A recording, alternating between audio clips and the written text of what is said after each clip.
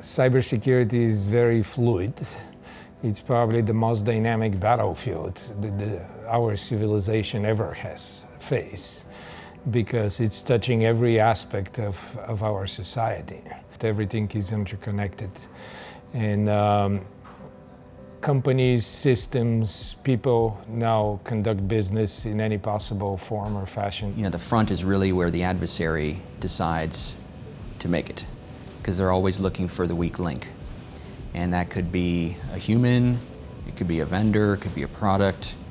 It really is only bound by the creativity of the adversary. Every time an adversary is successful in perpetrating an attack, we focus all our efforts in that one particular area.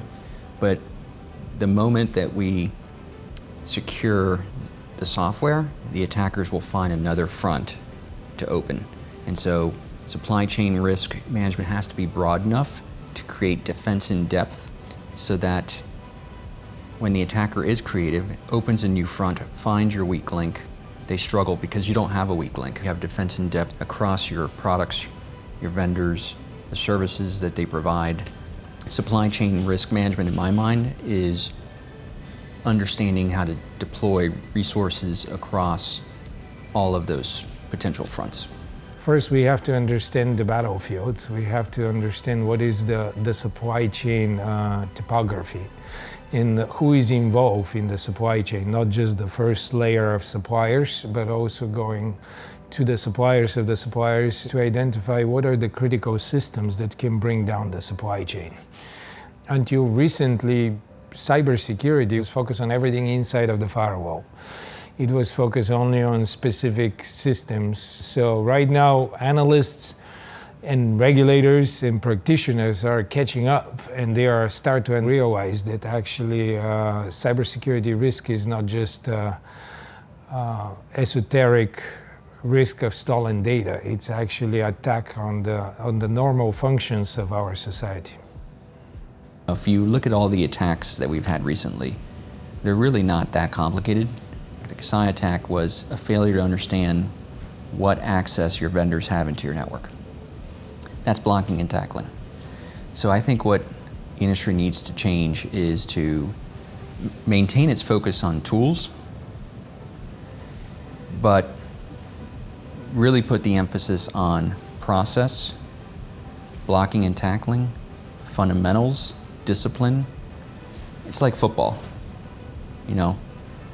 There really isn't a strong culture of execution in blocking and tackling security.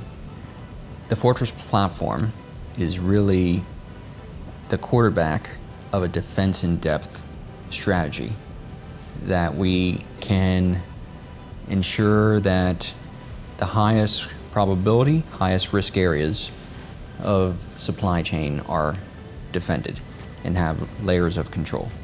So the way Fortress approaches is we identify the supply chain components, what are the critical systems, and then what is the interconnectivity and what the interdependency of these systems and vendors is.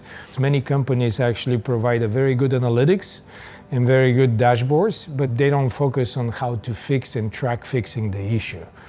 Like in many of the recent hacks, the issues were well known. Systems were not patched, just nobody was tracking this. So what Fortress is also providing is the orchestration of the risk mitigation.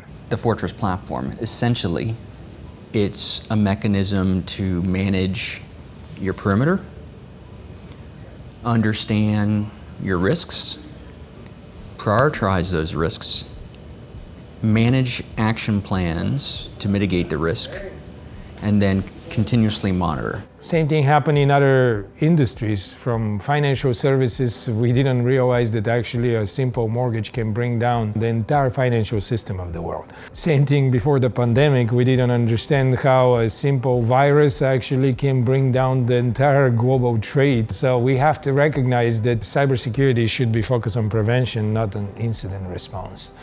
Fortress is the only company that was actually built, and it's currently on the mission of securing the supply chain as a holistic ecosystem We're not a software company, we're not a service company, we're a company that is on mission to secure the ecosystem of suppliers and buyers of their products.